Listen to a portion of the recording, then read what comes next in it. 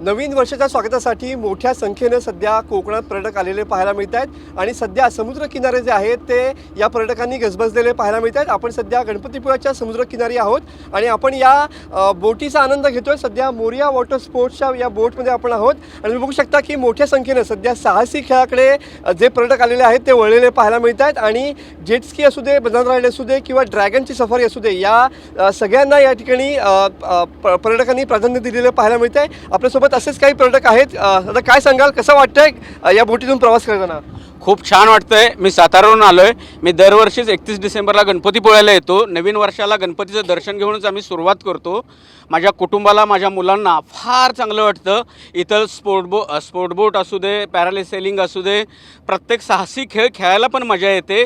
कोकणातला निसर्ग मनाला भुरळ टाकणार आहे। ज्यावेळेला समुद्र आपण पाहतो त्यावेळेला वर्षभराचं एक ताकद या निसर्गाकडून मिळत असते, म्हणूनच आम्ही कोकणाला प्रेफर करत असतो। खूप सुंदर।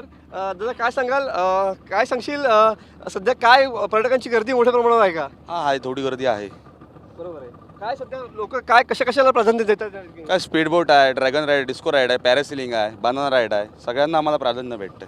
बरोबर आहे। काय सांगशील, सेफ्टी पण या ठिकाणी बाळगली जाते का? आम्ही पहिलं कस्टमरला लाईफ जॅकेट देतो आणि आम्ही ओव्हरलोड सीट भरत नाही, सीट बाय सीट आम्ही लोकांना नेतो। ओव्हरलोड आणि जेव्हा वारा होतो, जास्त होतो, तेव्हा आम्ही बंद करतो सर।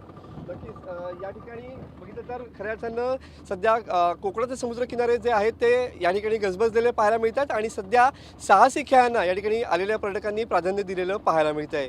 कॅमेरामन समित गजनेसह मी मनोज डेले, TV9 मराठी, रत्नागिरी।